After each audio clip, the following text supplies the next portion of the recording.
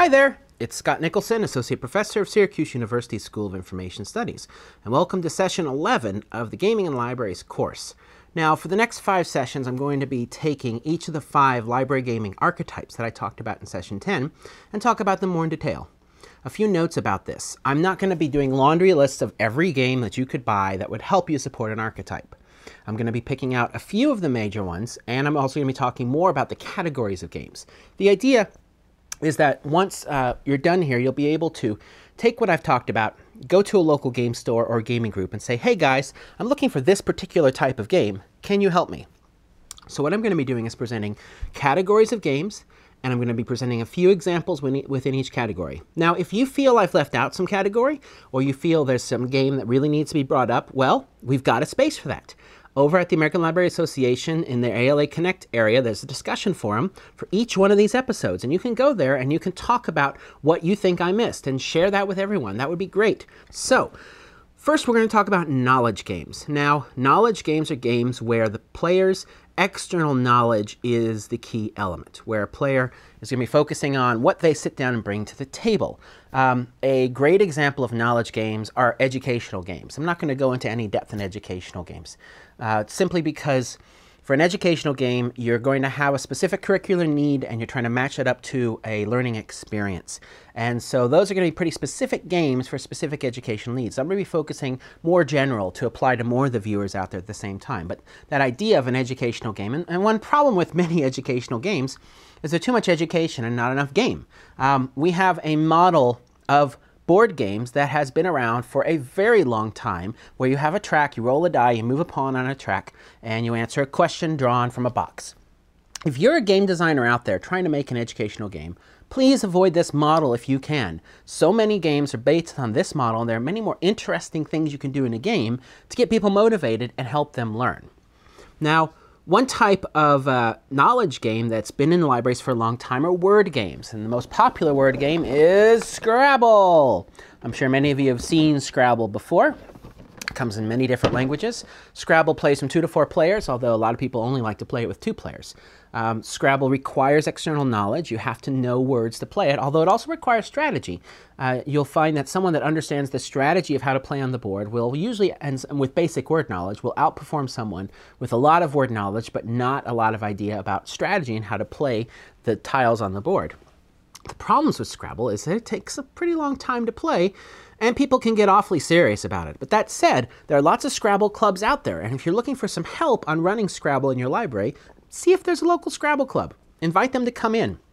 They can run tournaments, they can really bring a lot of people into your library, and people who are interested in words, which are great connections for other stuff in your library. But there's some other word games that you might want to consider if you're looking for lighter fare. One of them is called Bananagrams. Now, in Bananagrams, what you have are letter tiles like in Scrabble, but it's more free form. Everyone takes a bunch of letter tiles, and on Go, you begin making them into crossing words. And once you've used all your tiles, you tell everyone to take another couple tiles, and you continue to do this and take tiles until the pile of tiles in the middle is gone, and then the first person to use up all their letters wins the game. Another clever little game is called My Word.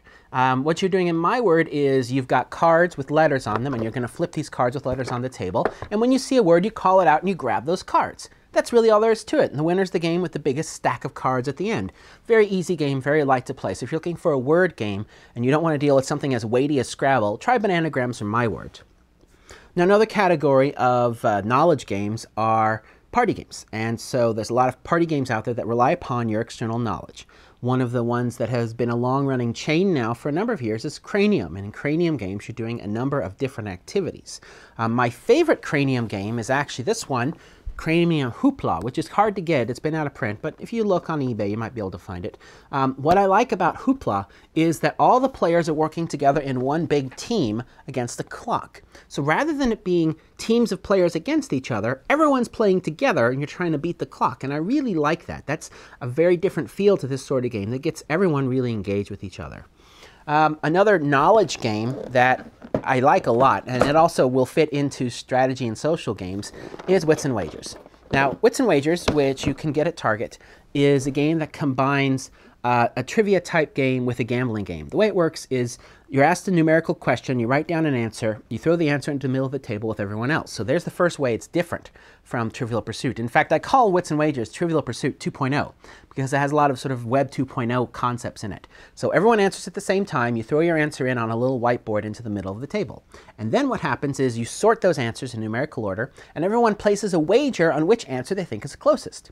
And the big points in the game come from betting on the answers. Now what's cool is that you can bet on the answer because you know it. You can bet on the answer because you know someone who should know it and you bet on their answer. Or the further away the answer is from the middle of the group's answer, the more it pays off. So it's got this wagering element. The end ones may pay 4 to 1 or 3 to 1. And so you're going to look at spreads and odds, and you can play it as a gambling game. If you want to learn more about Wits and Wagers, I have an episode of Board Games with Scott on it right here, so you can go and explore it. But I think it's one of the best knowledge games out there for a library setting. The other really cool thing about it is all you have to play the game are 7 questions with numerical answers. And then you can write your own 7 questions. So let's say you're having a special event at your library, celebrating your library or something. You could have questions like, how many books are in the library? What's the average time someone has a book when they check it out? Things like that. You could actually write your own numerical answer questions and have people play with it. So I think it's a great selection for a knowledge game in a library. There's a few other party games I'll highlight. One is called Time's Up. Time's Up is under the public domain name Celebrities. And the way Time's Up works is you have a set of cards with famous people on it. In the first round of play, you try and get your team to guess who's on the card by acting and talking. So it's charades with talk. In the second round, you're going to use the same set of cards. You do the acting, but you can only say one word. In the third round, you can't say anything. And so what goes on in the game is you have to establish gestures for each of the people, and it's a lot of fun. There's some electronic party games that have come out of board party games that you should consider. Gestures is one. Another one is Taboo. Another one that I really like is Catchphrase. Catchphrase, electronic catchphrase, the way this game works is you sit in 2 teams and you alternate order of the teams. And so you'll have team member A, then B, then A, then B, sitting in a circle. You turn on the box, it gives you a word. You have to say whatever you can to get your team to guess that word. And once you're done, you pass it to the next person. And then they're going to see a word and they have to get their team to say it. And you pass it around the circle. It's set on a random timer, however, and at some point it will run out. The nice thing about these electronic versions of party games is there's nothing to lose. I mean, you know, Gestures is a charades game, and it used to have a box and all this stuff, and now you only need this little box, and that's really nice, especially for a library that's worried about missing pieces. So you should check out the electronic versions of party games for knowledge-type games in an easy-to-deal-with container. There are also knowledge games that are on consoles and computers, and so one of the best computer-based knowledge games that for a party game type atmosphere was You Don't Know Jack. They haven't been releasing them for a while. I hope if anyone out there has any power to get the folks at You Don't Know Jack started again, they're great stuff. You can still get the older discs, and they're a lot of fun game show type environment. On the consoles, there's a really nice game show series called Buzz. And on Buzz, you use special controllers that everyone buzzes in. It's got a game show environment. It gets everyone excited, and it can play up to 8 people at the same time. Now, the Wii has a lot of knowledge games. One of the ones that people know the most about is Big Brain Academy, which is a series of different types of brief-timed knowledge games. So it's actually a little bit of action as well as knowledge. On the DS, there's a lot of knowledge games as well. The challenge with the DS is most of those games are designed for one player. And so I'm mainly going to be talking about multiplayer games as I talk about these game types because that's what fits best in this sort of library setting. But things like Brain Age are very popular on the DS for knowledge-based games for single player to play. If you download games on the Wii, there's also a downloadable game called TV Show King, which is a game show type environment. And Microsoft on the Xbox just recently started running 1 versus 100, the game show, running it in an online mode so you can play against other people. But again, this is for a single player. We're really looking for things that engage many people. Now, on the topic of game shows, game show games are a great type of knowledge game that a lot of people are comfortable with. And so all of these knowledge-based game shows that are out there, Who Wants to Be a Millionaire, Jeopardy, Wheel of Fortune, Card Sharks, many of them have multiplayer variants that you can play either in a board game or a computer game or a console game. And all of these fall into that knowledge game. Trainer's Warehouse, by the way, which is a resource I use for a lot of my gaming supplies, has Jeopardy-type boards that you can purchase. And you can insert 25 questions and actually have your own customized Jeopardy. And if you really want to get fancy, you can actually get a actual licensed Jeopardy unit, which hooks up to a television. You can program in all the things. You actually have buzzers that people play with if you want to take this game show idea a few steps further. And customized questions are really cool for a library trying to create interest in a local community, because you can customize the questions to what people in your community are going to care about. There are some puzzle board games, things like Ubongo, where you're trying to shove pieces into a board, or Fits, where you're also sliding pieces of different types into a board, or Take It Easy, where in all of these games, each player has their own board and they're all solving puzzles at the same time. In fact, a jigsaw puzzle is something I would put in this category of a game, because it's a form of play with goals and structure. And the role of a community jigsaw puzzle is very similar to the role of a multiplayer game in a library. There are a number of puzzle games that are available on the console and computer games. Now, web-based puzzle games are actually very popular forms of single-player games, and so if your library has computers attached to the web, you might want to make it easier for people to engage in puzzles. But there's actually games out there that are multiplayer puzzle games, something like Puzzle Pirates, which is a game where you're playing in a world. It's a multiplayer online role-playing game where you're a pirate, and in order to do certain things, you have to do different types of online puzzles. But there are console puzzle games which have multiple people playing variants of Tetris, the Super Puzzle Fighter game, which took the concepts of a fighter game and combined it with puzzle. So there's a number of puzzle games out there that allow people to compete with each other based upon their puzzle-solving algorithms and a little bit of their strategy and some of their action. You can see how games don't neatly fit into one category, but instead they will overlap. And ideally, the library's collection should have games that overlap a number of categories so that whatever you decide you're going to do with knowledge games or strategy games, you can use that same type of game, perhaps with a different setting. One other type of game I'll bring up here are big games. So in big games, there's a couple of big games that fall into this category. And one is a puzzle hunt. In a puzzle hunt, what you have are a series of puzzles. And they can be Sudoku or crossword or unusual puzzles.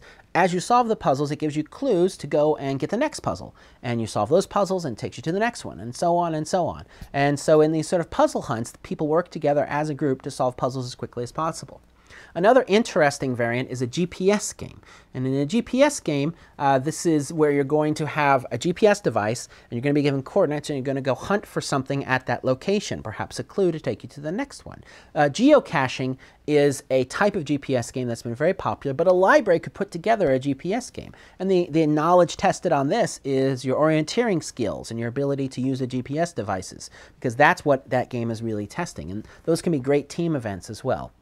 Now, when would a library use knowledge games? The nice thing about knowledge games is they tie nicely into the educational mission of libraries. Academic and school libraries particularly should look at knowledge games as one of the major types of games they use, because they're fairly easy to justify, especially if they're tied into your curriculum. Public libraries can choose to use knowledge games because it falls into the educational mission of the public library.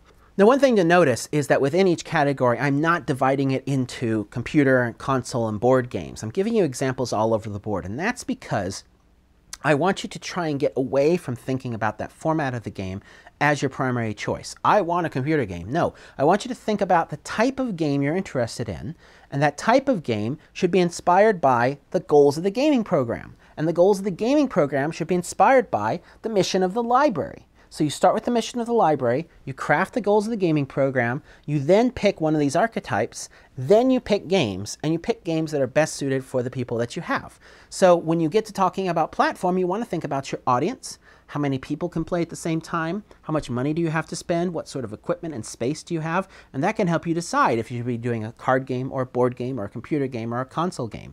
So that brings me to the end of talking about knowledge games. If you think I missed some stuff, head over to this URL. It's a discussion board about this episode. It's a great place for you to share ideas and knowledge games you found. If you're watching this well after it was been taped, many of the games you've seen may not be available anymore. But the idea of the knowledge games and the category will help you go into a game shop and say, hey, I'm looking for a word game that is card-based that people can play in about 20 minutes. What do you have? And then you can ask those questions, and the game shop owners can help you find games that are best suited to meet your needs, your demographics, your space requirements, and help you have a successful gaming program. So that's enough for today, and I'll talk to you all later. Bye-bye.